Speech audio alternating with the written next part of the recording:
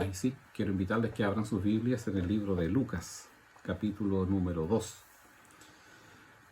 Versículos 21 al 40 vamos a leer en esta mañana. Lucas, capítulo 2, versículos 21 al 40. Aquí se nos narra el momento cuando el Señor Jesucristo es presentado en el templo. ¿Ya? Lucas 2, 21 al 40. Dice así: Cuando se cumplieron los 8 días y fueron a circuncidarlo, lo llamaron Jesús, nombre que el ángel le había puesto antes de que fuera concebido. Asimismo, cuando se cumplió el tiempo en que, según la ley de Moisés, ellos debían purificarse, José y María llevaron al niño a Jerusalén para presentarlo al Señor. Así cumplieron con lo que la ley del Señor está escrito: todo varón primogénito será consagrado al Señor.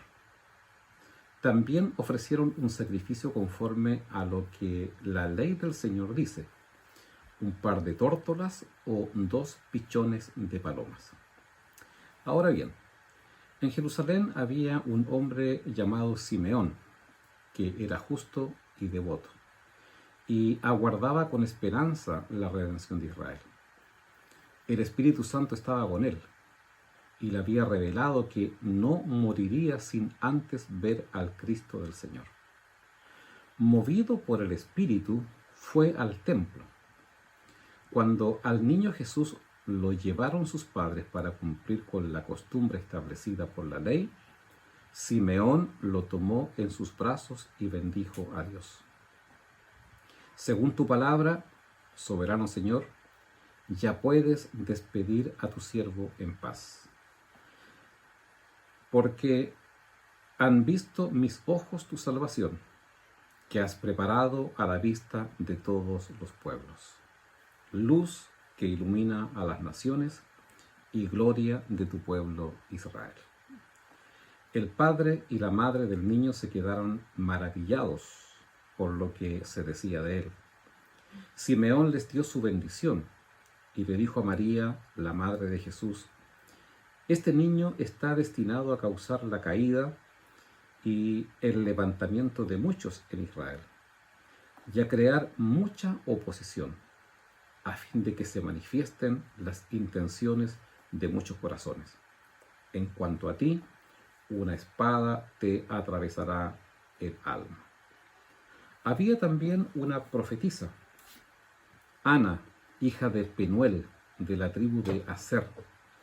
Era muy anciana, casada de joven, había vivido con su esposo 7 años, y luego permaneció viuda hasta la edad de 84.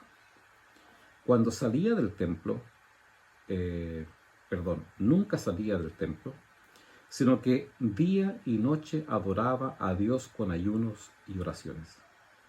Llegando en ese mismo momento, Ana dio gracias a Dios y comenzó a hablar del niño a todos los que esperaban la redención de Jerusalén. Después de haber cumplido con todo lo que exigía la ley del Señor, José y María regresaron a Galilea, a su propio pueblo de Nazaret. El niño crecía y se fortalecía, progresaba en sabiduría y la gracia de Dios lo acompañaba. Amén. Hasta ahí la lectura de la palabra del Señor. Y quiero que pensemos en esta mañana un rato bajo este título que traté de graficar lo que quería, lo que el Señor me ha llevado a decirles en esta mañana. Y le puse como título este sermón: de carne y hueso. De carne y hueso. ¿Por qué esto? Porque con mucha frecuencia en la sociedad en la cual vivimos hoy día estamos influenciados por la búsqueda de los éxitos y estamos influenciados por la búsqueda de los primeros lugares. Fijamos nuestros ojos en los grandes héroes, incluso nosotros como creyentes, que aparecen en la Biblia, ¿verdad? Y miramos a Pablo, a David, a Josué, a Gedeón, a Daniel, a Débora y tantos otros que aparecen en la palabra del Señor como grandes hombres y grandes mujeres a quienes Dios utilizó grandemente. Casi todos ellos finalmente nos parecen inalcanzables, porque encontramos que es tan difícil parecernos a Pablo, es tan difícil llegar a ser como David, es tan difícil llegar a ser como Daniel o como Débora o cualquiera otro de los que hemos mencionado. Sin embargo, Lucas, el médico, el único gentil que escribe 2 libros del Nuevo Testamento, él nos presenta a 2 personas, y por eso le puse así, de carne y hueso: Simeón y Ana.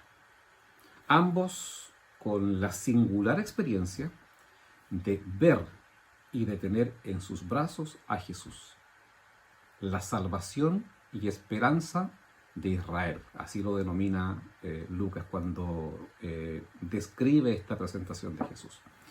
Entonces quiero que pensemos un ratito en esta mañana bajo algunas preguntas. ¿Quiénes eran Ana y Simeón? ¿Qué había en estas personas de carne y hueso que Dios les permite este alto privilegio, verdad? Porque yo creo que es un alto privilegio el que tuvieron ellos. ¿Podríamos nosotros, también seres de carne y hueso, vivir ante Dios de esta manera? ¿Será posible también para nosotros, de carne y hueso, en esta época en que vivimos, podríamos también vivir así ante Dios? Quiero que miremos el contexto de esta historia. La época en que esto sucede, y esto es muy conocido para nosotros, sino que simplemente para colocarlo un poco dentro de lo que sucedía en aquel tiempo, Israel estaba bajo el poder del Imperio Romano. Israel estaba sometido a las injusticias, a muchas injusticias. Estaba sometido a grandes cargas económicas porque el imperio exigía impuestos que había que pagar a la autoridad de aquel tiempo. El pueblo estaba cansado ya por muchos años viviendo de esta manera, sometido bajo el imperio romano. Era una época de profunda desesperanza incluso, ¿verdad? No solamente para el pueblo de Israel, pero especialmente para ellos. Pero era una época de mucha desesperanza, especialmente para Israel. Diversos grupos, como los celotes, que era un grupo que se levantó por las armas en contra del Imperio Romano, luchaban en contra del imperio para poder adquirir la libertad. Y estaban esperanzados ellos, obviamente porque conocían la profecía. Para nosotros, que podríamos decir hoy día la profecía del Antiguo Testamento, pero para ellos no existía un Antiguo Testamento, conocían la profecía de que Dios enviaría un Salvador.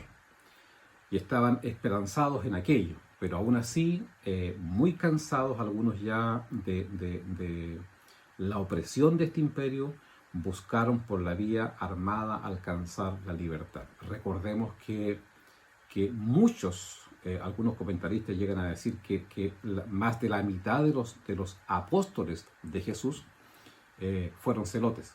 Ese es un dato interesante, ¿verdad?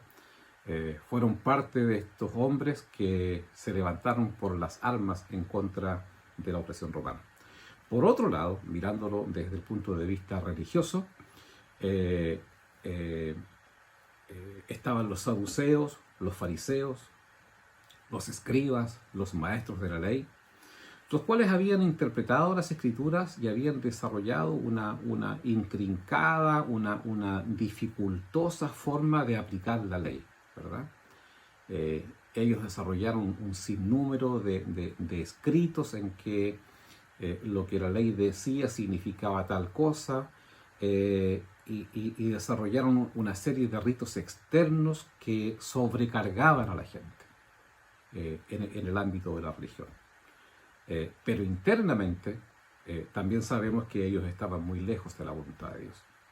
Juan el Bautista, aquí mismo en el libro de Lucas, en el capítulo 3, versículo número 7, usted puede ahí dar vuelta a su página o mirar un poquito al frente según su Biblia que tenga, dice que muchos acudían a Juan para que los bautizara.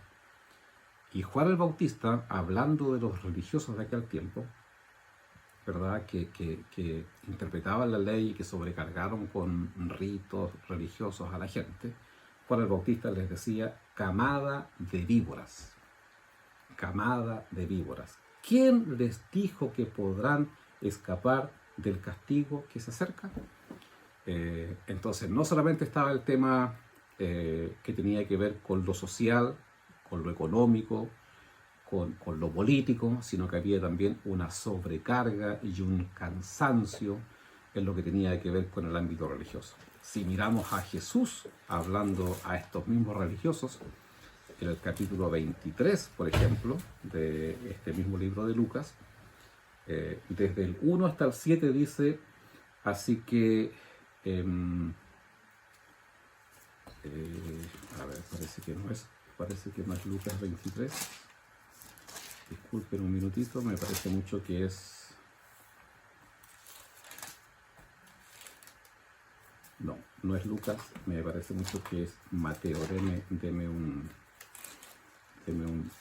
Así es, Mateo capítulo 23. Me cambié de evangelio. Mateo capítulo 23. Solamente voy a leer un par de versículos. Después de esto, Mateo capítulo 23, Jesús dijo a la gente y a sus discípulos: los maestros de la ley y los fariseos tienen la responsabilidad de interpretar a Moisés. Así que ustedes deben obedecerlos y hacer todo lo que les digan. Pero escucha esto. Pero no hagan lo que ellos hacen, porque no practican lo que predican. Atan cargas pesadas y las ponen sobre la espalda de los demás, pero ellos mismos no están dispuestos a mover ni un dedo para levantarlas. Y el resto del capítulo 23 es impresionante cómo Jesús trata, ¿verdad?, a los fariseos, a los escribas, a los saduceos, les llama guía de ciegos, les llama sepulcros blanqueados, ¿verdad?, les llama hipócritas. En el fondo, lo que esto muestra es que había un cansancio respecto de la hipocresía religiosa en la cual el pueblo estaba en aquel tiempo. Ese era el contexto. Eso pasaba en ese tiempo cuando Jesús nació. Y en ese contexto, con todas estas situaciones que acabamos de mencionar, aparecen también en la palabra del Señor entonces dos personas, Ana y Simeón, sobre los cuales yo quiero que fijemos nuestros ojos en esta mañana. En medio de este contexto de desesperanza, en medio de este contexto de temores, de hipocresía religiosa, nace Jesús, el Salvador y luz de la humanidad. Si uno piensa hoy día en el mundo en el cual vivimos nosotros, muchas de estas cosas también están sucediendo, ¿verdad? También hay un desgaste, hay un cansancio, hay un desarrollo de la religión que muchas veces más bien busca el beneficio de quienes están en los liderazgos y no están buscando conducirnos o llevarnos hacia el Señor. Y hay un hastío de la gente también en lo que tiene que ver con la religión. En medio de este contexto de opresión y de religiosidad que solo frustra y desanima, Lucas menciona a dos personas de carne y hueso, dos personas comunes en el fondo, sin títulos honoríficos, de ninguna especie, ¿verdad? Sin nombres rimbombantes o títulos rimbombantes, sino que un hombre, una mujer, sencillos, comunes, quizás hasta desconocidos para la mayoría de la gente. Ana y Simeón. Ana es una profetisa, dice la Escritura. Es una mujer muy anciana. Hay un poco de discusión respecto de qué edad tenía. Acá el pasaje dice que tiene 80 y tantos años. Cuando uno lee la Reina Valera, que lo describe de otra manera, podría decirse que tiene 91 años. No importa mucho la edad en este instante. Sí, era una mujer que tenía bastante edad. Era una mujer viuda y que había enviudado hacía muchos años. Enviudó cuando ella era joven. Y la palabra acá dice que Ana nunca salió del templo. Obviamente no está diciendo literalmente de que ella vivía en el templo, pero lo que sí está diciendo es que ella era una mujer que constantemente estaba en el templo adorando a Dios. Recordemos que en aquella época, para acercarse a Dios y para adorar a Dios, había que ir a un lugar, y ese lugar era el templo, por lo cual esta mujer, a la edad avanzada que tenía, estaba constantemente en adoración a Dios. Por eso es que Lucas dice, nunca salía del templo. Y adoraba a Dios, dice la palabra, con ayunos y oración. Esa era su forma de adorar al Señor, con ayunos y oración. Ahora uno piensa, ¿por qué Ana no se casó? ¿Por qué Ana, habiendo enviudado tan joven, ¿verdad?, en vez de lícitamente reconstruir su vida después de la viudez, ella opta por no hacerlo? Es un tema relevante en aquella época, porque cuando una mujer quedaba viuda, quedaba absolutamente desprotegida. En el contexto patriarcal y machista de la cultura de aquel tiempo, ¿verdad?, no era concebible que una mujer enviudara y no se volviera a casar. Porque, reitero, quedaba completamente desprotegida. Necesitaban las mujeres de aquel tiempo estar bajo la protección de un varón, bajo la protección de un hombre, porque el hombre era el que tenía el dinero, las riquezas, trabajaba, ¿verdad?, y podía cuidar y proteger a aquella mujer. Sin embargo, ella opta por no hacer aquello. Y a diferencia de algunas otras viudas de las cuales Pablo habla en algunas de sus epístolas, convocándolos a que mejor se casen y que no anden de casa en casa provocando alborotos y dificultades, esta es una mujer que la Biblia dice de ella que nunca salió del templo y que adoraba a Dios con ayunos y oración. Nunca salió de la presencia de Dios. Y ella, uno podría decir acá, ¿verdad?, lo que a veces también nosotros enunciamos, las coincidencias del Señor. Ella se presenta en el templo a la misma hora en que Jesús fue llevado hasta allí, ¿verdad? A la misma hora en que Jesús fue llevado hasta allí. Eso es lo que se dice de Ana. Después se habla de Simeón. Este otro hombre común es un hombre justo, es un hombre devoto, ¿ya? Aguardaba con esperanza la redención de Israel. Fíjate un dato interesante que dice que el Espíritu Santo estaba sobre él. El Espíritu Santo vino después que Jesús ascendió al cielo y se derramó sobre la iglesia. Pero antes que eso pasara, a los pocos días que Jesús había nacido, la Biblia dice que el Espíritu Santo estaba sobre Simeón, ¿verdad? Y Simeón no era ni el rey, ni era un sacerdote, no era ni un gobernante sobre quienes venía el Espíritu Santo en aquel tiempo, sino que era un hombre común, un hombre devoto, un creyente simplemente, pero el Espíritu Santo estaba sobre él.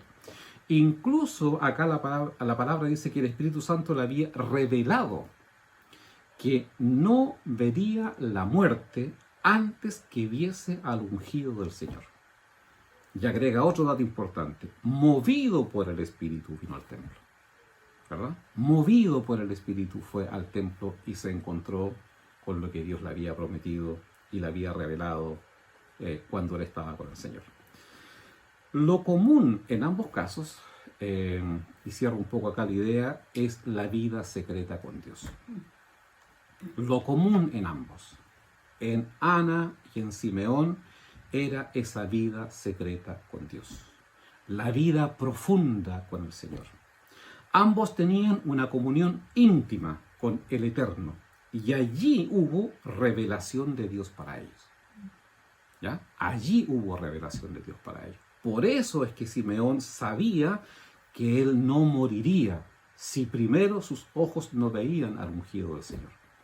Y es por eso, ¿verdad?, también que esta mujer, coincidencias, va al templo justo en el momento en que Jesús está siendo llevado también hasta allí. Por eso Simeón, movido por el Espíritu, fue al templo, ¿verdad? Dios lo movió, el Espíritu Santo que estaba sobre él lo movió, lo convocó a que fuese al templo para que se cumpliese lo que Dios le había prometido. Por eso Ana, reitero, la profetisa, se presenta también a la misma hora al templo. Amados hermanos, en el contexto de una sociedad desesperanzada, Simeón aguardaba con esperanza la revelación de el Rey eterno que vendría a traer salvación para la humanidad. Tenía su esperanza puesta en Dios. Tenía su esperanza puesta en el Dios que él conocía. En ese encuentro con Dios, el Espíritu Santo le había revelado, reitero, que no vería la muerte antes que viera al ungido del Señor, antes que viera la esperanza de redención para Israel. Por lo cual, quizás una cuestión muy importante acá es que en medio de un contexto de absoluta desesperanza, desesperanza política, desesperanza económica, desesperanza y frustración religiosa, aquí hay un hombre común, ¿verdad?, de carne y hueso, como tú y yo. Aquí hay una mujer común, de carne y hueso, como tú y yo, que en medio de ese desastre tienen la esperanza. Y uno se pregunta, ¿y por qué? Si a lo mejor podrían ser los más desesperanzados. Una mujer, ¿verdad?, viuda, sin ningún tipo de cobertura o protección económica. Sin embargo, era una mujer que tenía esperanza. Y tenía esperanza porque pasaba tiempo con Dios. Tenía esperanza porque conocía a ese Dios lleno de poder. No porque le contaban, sino porque ella vivía esa autoridad y ese poder y ese acompañamiento de Dios para su vida. Y es por eso entonces que Dios les concede este privilegio. Este privilegio. La palabra dice que Ana, movida por Dios, fue al templo a la misma hora en que Jesús fue llevado hasta allá y pudo orar y pudo dar gracias a Dios por Jesús. Ella hablaba de este niño, ¿verdad? Y uno se pregunta, ¿y cómo hablaba de este niño si no lo conocía? ¿Cómo podía hablar de un niño que era primera vez que veía, ¿verdad? Y hablaba de este niño en quien estaba puesta la esperanza de redención, dice la palabra, ¿ya? Cuando uno mira acá lo que dice el versículo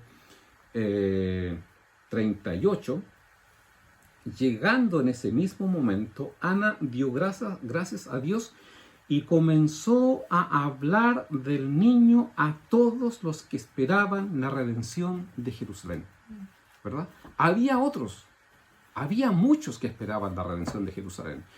Y Ana comienza a hablarles a ellos de este niño. Y yo me imagino que comienza a decirles, este es el Salvador.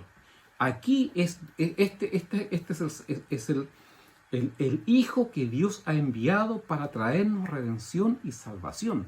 Y comenzó a hablarles a ellos, y comenzó a predicarles a ellos, y comenzó a contarles, ¿verdad?, respecto de lo que Dios estaba comenzando a hacer de manera concreta. Y vuelvo a decir, ¿y cómo sabía esto Ana? Bueno, lo sabía porque había estado con Dios. Lo sabía porque Dios se reveló a su corazón. Una mujer de carne y hueso, común y corriente, como nosotros, tuvo el privilegio de ver al Redentor. Tuvo el privilegio, ¿verdad?, de poder experimentar la presencia de ese Jesús, el Hijo de Dios, y hablar de Él en el sentido de que Él sería el Redentor y la esperanza, no solo para Israel, sino que para el mundo completo. Simeón, si pensamos en Simeón, tuvo el privilegio de tener en sus brazos a la esperanza de Israel, a la esperanza de la humanidad, y pudo bendecirlo. Cuando uno mira los versículos 29 al 32, ¿no es cierto? Cuando uno mira esos versículos del 29 al 32, él bendice a Jesús y le dice, habla con Dios y le dice, según tu palabra, soberano Señor, ya puedes despedir a tu siervo en paz. En el fondo le está diciendo, Señor, eso que tú me revelaste, eso que tú me prometiste, eso que me dijiste cuando estuve contigo en el lugar secreto, de que yo no moriría, no partiría de esta tierra si primero no viese a tu siervo, ahora se ha cumplido. Y es por eso que le dice, ya puedes despedir a tu siervo en paz. Porque han visto mis ojos tu salvación. Amén. Han visto mis ojos tu salvación, que has preparado a la vista de todos los pueblos, luz que ilumina a las naciones y gloria de tu pueblo Israel. Amén. Le expresa luego a María palabras reveladas por Dios, sin duda alguna, ¿verdad? Porque fíjese que cuando él habla con María, la madre de Jesús, entonces él le dice a María, este niño está destinado a causar la caída y el levantamiento de muchos en Israel. Y uno dice, ¿y cómo sabía Simeón eso? ¿Cómo sabía Simeón eso? Si nunca había visto a Jesús. No tenía idea ni de quién era María ni José. ¿Verdad? Y es capaz de decir esto.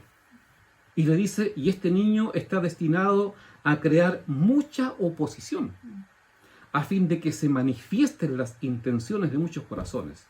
Y luego le dice a María una cuestión que tiene que haberla dejado en lenguaje nuestro, ¿verdad? Marcando ocupado por mucho tiempo, cuando ella le dice, en cuanto a ti, una espada atravesará tu alma. ¿Ya? Un hombre común. Un hombre común. Ana y Simeón eran personas de carne y hueso. Sin embargo, tuvieron el privilegio que todo judío anhelaba, ver al Redentor y esperanza de Israel. Este privilegio y esta revelación, amados hermanos, no fue dada a los líderes religiosos que ostentaban la religiosidad, ¿verdad? Hemos estudiado el año pasado, cuando revisamos el Sermón del Monte, cómo los fariseos ostentaban la religiosidad. Ofrendaban tocando unas campanas para que todos lo vieran, ¿verdad? Cuando daban limosna, caminaban por las calles y hay gente que iba tocando ciertos tamboriles para que vieran que ellos estaban haciendo una buena obra. No fue a ellos a quienes se reveló la esperanza y el Redentor de Israel. No fue, ¿verdad?, revelado a los gobernantes religiosos de aquel tiempo, como el sumo sacerdote.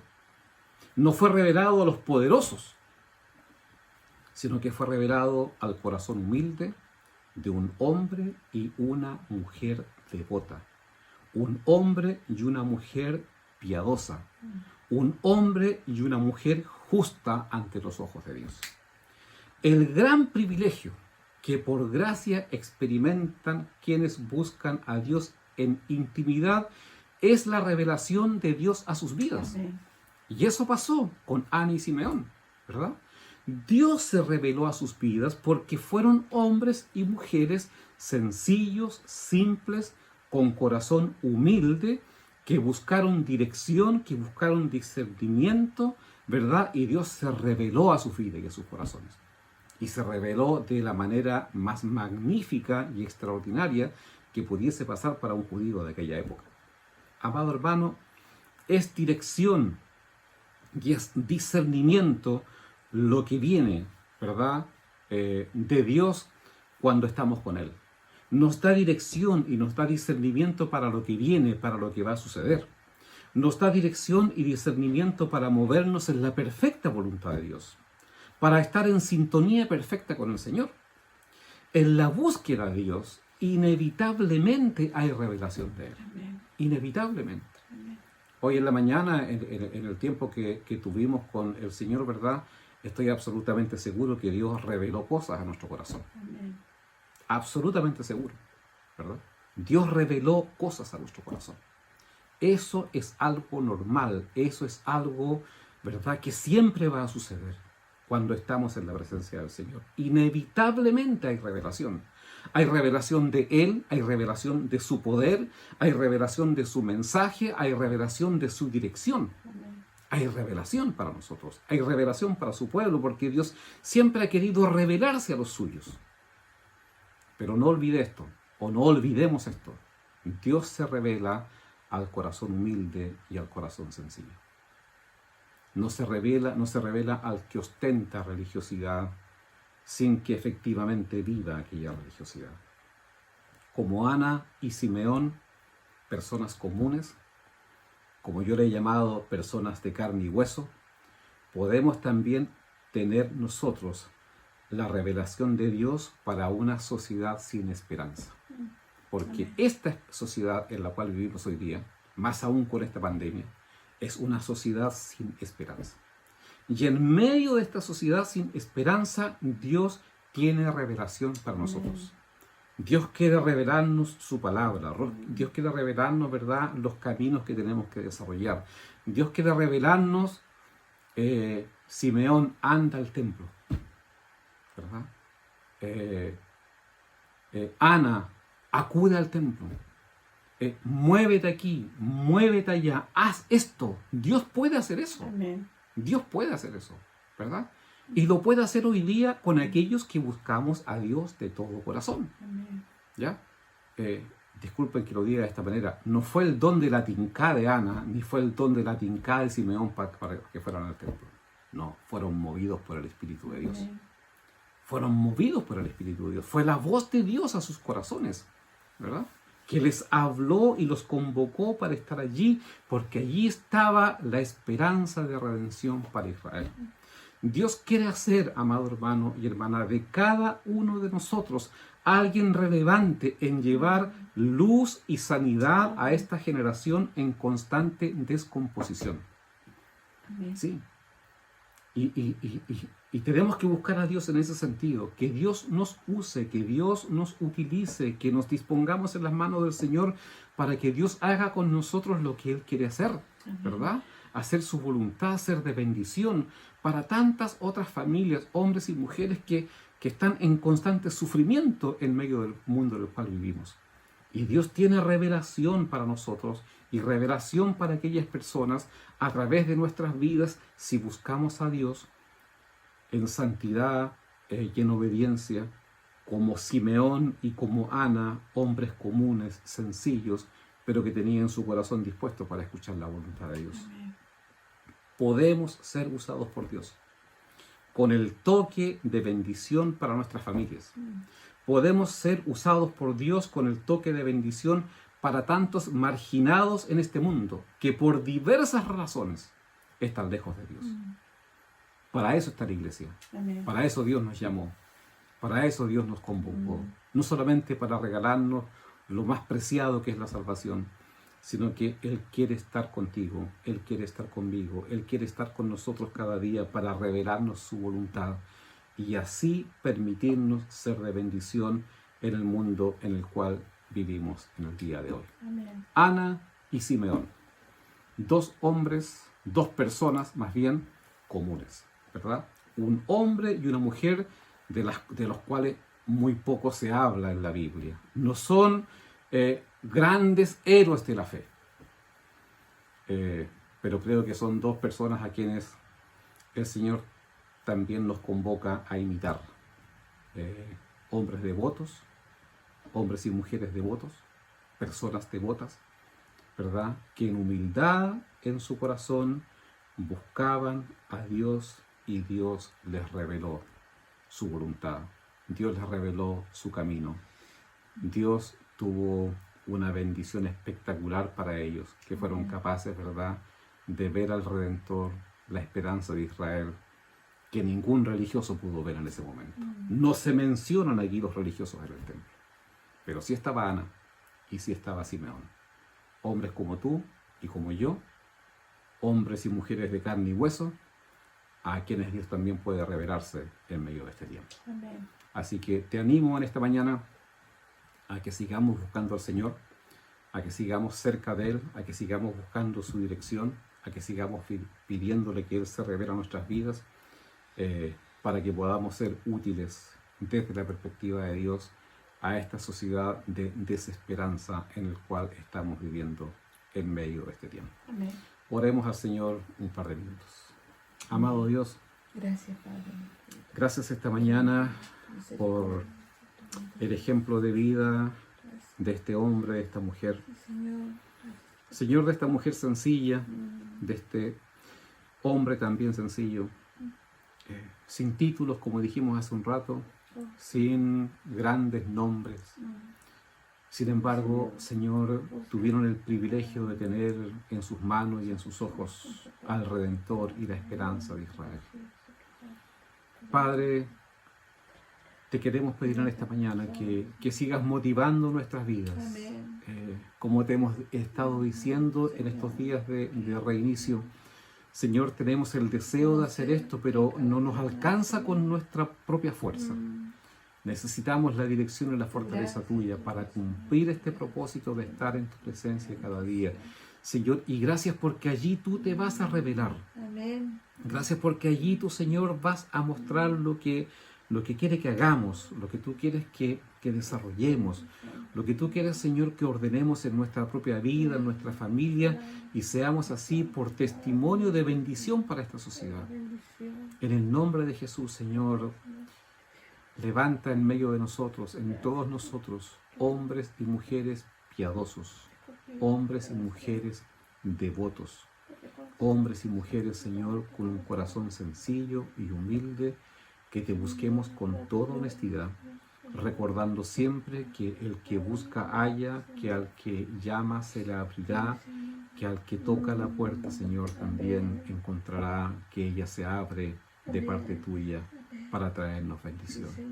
Señor, que nuestra iglesia en donde estamos sea conocida en esta ciudad no por el lugar donde está, no por la hermosura de su construcción, Señor, sino que sea conocida porque hay hombres y mujeres que te aman, hombres y mujeres devotos, hombres y mujeres movidos por tu espíritu, Señor, que se mueven por la ciudad, siendo de bendición para tanta gente. Señor, así como tú llevaste a Ana y a Simeón y le dijiste en algún momento, anda al templo, anda ahora a ese lugar, que también nuestro corazón esté atento a escuchar tu voz.